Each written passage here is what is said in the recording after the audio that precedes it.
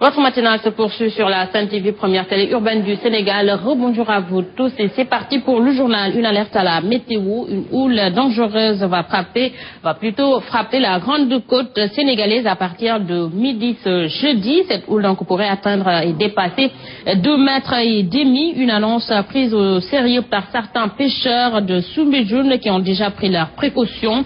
Par contre, d'autres soutiennent que les informations que donne la météo ne sont pas toujours fiable et Gorondaklo s'est rendu à Soumbédioune. Suivez son rapport. Des pirogues de retour de la pêche sont à quai. Soumbédioune, un site de débarquement de poissons. Ici, les pêcheurs prennent au sérieux l'alerte lancée par la météo à propos de la houle qui menace la grande côte ce jeudi. La météo fait un joli travail. Elle nous prévient des catastrophes qui pouvaient nous surprendre en pleine mer. Auparavant, on ne l'accordait pas une grande importance. Mais maintenant, tous les pêcheurs prennent leurs précautions en allant en mer. Une houle dangereuse qui pourrait atteindre 2,50 mètres selon les services de la météorologie. Les acteurs de la mer approuvent la manière de faire de la météo qui, pour cette fois, a très tôt alerté. Je suis les communiqués de la météo, mais certains pêcheurs sont très têtus. Ils ne croient pas les alertes de la météo et pourtant elle fait un beau travail. Mais ceux qui ignorent leur importance, je pense qu'ils ne savent pas ce qui se passe. Certains pêcheurs prêtent attention aux communiqués de la météo, mais d'aucuns estiment que les informations données ne reflètent pas la réalité du climat. Lundi dernier, la météo nous avait prévenu pour un vent fort en mer, mais l'heure qu'elle avait annoncée n'était pas fiable. 3 heures. 4 heures, 5 heures. Annoncé pour ce jeudi, la houle tant redoutée sur la grande côte sénégalaise pourrait durer jusqu'à vendredi prochain. Gorondaklo, le terrorisme, un débat qui sévit au Sénégal, dans la presse comme dans les rues, il est devenu sujet de discussion. Mais attention, les allégations de terrorisme peuvent être un danger pour l'image et la stabilité du pays, car pouvant installer la peur et même faire fuir les investisseurs. Et les experts interrogés par notre reporter invitent les populations à la prudence. Sodomangé.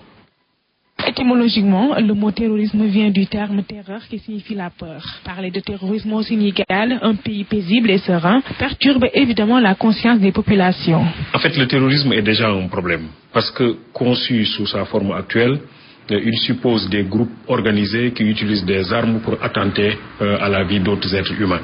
Alors donc, lorsque on parle du terrorisme au Sénégal, ça devient quelque chose de totalement nouveau, qui n'était pas connu et qui risque évidemment de perturber le sommeil des uns et des autres. Et la plupart du temps, les imams, ou ceux qu'on appelle communément ibadou, sont les plus visés. Le fait aujourd'hui de typer certains individus, notamment certains imams, et d'aller vers certains endroits, parce qu'on sait évidemment que c'est essentiellement une zone de la banlieue qui a été ciblée, ça peut quand même poser un problème. Maintenant, il faudrait, je crois, en amont un travail d'enquête minutieux, qui ne soit pas fondé sur la passion, qui ne soit pas fondé sur la stigmatisation. Le terrorisme peut également impacter négativement l'économie. À force d'en parler, cela ternit l'image du pays. On ne peut pas développer une entreprise dans un environnement à risque. Et le terrorisme étant un risque, étant un danger, il va de soi que ça va impacter dans la conscience des capitalistes. La méthode forte qui a été utilisée à 3 heures du matin, vilipendée le lendemain par l'ensemble de la presse, sera relayée par la presse internationale.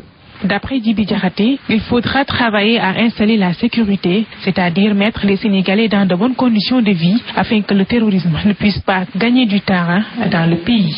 Solomon, merci à vous. Rassemblement demain vendredi du Parti démocratique sénégalais et de ses alliés du cadre de concertation de l'opposition à la permanence Oumar Lamine Badji. Une décision prise hier en réunion du comité directeur du parti. La manifestation s'inscrit donc dans le cadre de la riposte après ce que l'opposition parlementaire qualifie de forfaiture à l'Assemblée nationale. Lady Menao. Le Parti démocratique sénégalais ne compte pas lâcher du lest après la confirmation de Modou Diagne Fada à la tête du groupe parlementaire des libéraux. Le comité directeur a également engagé le groupe parlementaire dirigé par notre sœur Aïda Mbodj à poursuivre le combat en rapport avec tous les partis alliés. Le comité directeur du PDS a également appelé à la mobilisation des fédérations pour la préservation des libertés individuelles et collectives. Toutes les fédérations à se réunir le plus rapidement possible pour sonner la mobilisation du parti et engager le combat. Vous savez, ces commissions ont été installées dans l'illégalité. Donc nous userons de tous les moyens et de toutes les stratégies possibles pour quand même remettre le droit à sa place et faire valoir notre volonté qui est de mettre Aïda Mbodj, notre sœur, à la tête de notre groupe parlementaire. Et qu'en est-il des sanctions prévues pour les partisans de Modou Diagne Fada? Les instances du parti ont été saisies et je pense que dans les brefs jours, nous vous reviendrons pour cette question-là. Un rassemblement du cadre de concertation de l'opposition se tiendra ce vendredi prochain à la permanence du PDS. Le parti a d'ailleurs adressé ses vives félicitations à Alassane Ouattara pour sa réélection en Côte d'Ivoire. Conseil départemental de Vélingara, les agents réclament 2 mois d'arriérés de salaire. Ainsi, les travailleurs s'étaient rendus hier dans la capitale régionale de Kolda pour rencontrer le gouverneur afin de trouver une issue heureuse à leurs problèmes. Toutefois, ils donnent un ultimatum. Ibrahima Koïta, le secrétaire général de cette coalition, ici avec Pape Kedjalibadji. C'est des pères de famille, des responsables, des soutiens de famille qui jusque-là n'ont pas perçu leur salaire. Ils n'ont pas de quoi manger. C'est regrettable et c'est lamentable. C'est pourquoi vraiment nous dénonçons le manque de solidarité des responsables qui sont là-bas, c'est-à-dire l'institution. Aujourd'hui, payer un seul mois, c'est les pousser aussi à la détresse. Parce que pourquoi? C'est des gens qui ont contracté des prêts au niveau des institutions financières. Et nous savons que quand tu ne payes pas un mois ou à partir du 25, ils vont couper tous les 2 mois. On a été rencontrer le gouverneur, il nous a demandé de lui patienter jusqu'à demain. Et nous voyons qu'aujourd'hui, s'il ne perçoit pas, ça aussi il faut que ça soit clair, il ne perçoit pas, ils ne pourront pas se rendre à Vélingara. C'est loin d'être un abandon de poste. Il ne faut pas qu'ils confondent. On n'est pas au temps des colonnes. On n'est pas en Guinée-Bissau, c'est regrettable. Et ça, c'est fini. Nous nous battrons pour la dignité de ces agents-là. Et ils seront maintenant considérés comme des êtres humains. Fini cela, et on avertit cela. On va aller à la vitesse supérieure pour leur faire comprendre qu'on est des agents de l'État. Comme eux. Ça, c'est fini. C'était ici donc Ibrahima Koïta, porte-parole des travailleurs. Et nous restons toujours dans le sud du pays. Ziguinchor, la coalition des organisations en synergie pour la défense de l'éducation publique a auditionné hier les acteurs et les autorités locales sur la bonne gestion des ressources allouées au secteur. Et la COSIDEP voulait donc entendre notamment les responsables des collectivités locales, mais beaucoup d'absences ont été notées. Correspondance à Abdelrahman Diallo. Voilà donc élément à suivre dans nos prochaines éditions. Et puis nous parlons sport après avoir raté son match devant le conduire au championnat d'Afrique des Nations Rwanda 2016. Le coach des Lions locaux refuse de jeter l'éponge et aujourd'hui beaucoup d'acteurs estiment que pour développer plutôt le football local, il faut forcément une réorganisation et la Confédération africaine de football doit également jouer sa partition pour l'émergence des différents championnats du continent. Un reportage de Salif Kebessar Ibra Fall. Le président de la Côte d'Ivoire, Alassane Ouattara, a été réélu dès le premier tour de l'élection présidentielle du 25 octobre pour un mandat de 5 ans avec un score écrasant frôlant les 84%. Voilà, donc nous nous excusons pour cette confusion d'éléments et le président de la Ligue professionnelle de football pense qu'en parvenant à remplir les stades, le football local pourra intéresser les annonceurs. En dehors de cette collaboration avec les sociétés de la place, l'État doit mettre la main à la poche pour appuyer le football local. Sayersek s'entretient ici avec Aïcha Kamara.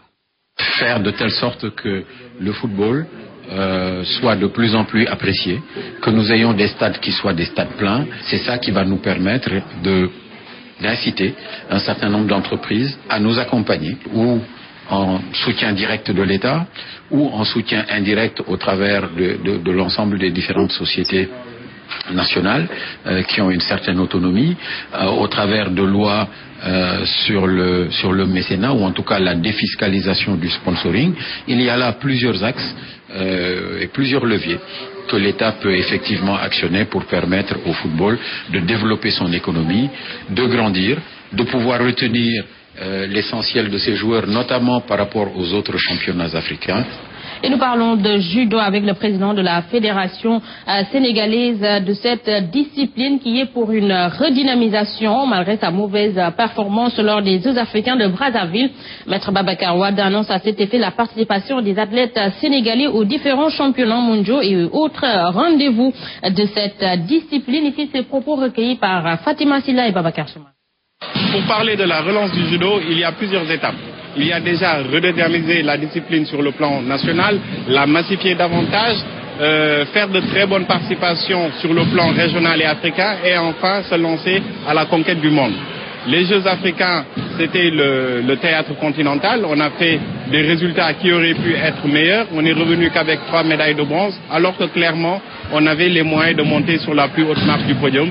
Je pense que de ce point de vue, on avait de quoi être déçu.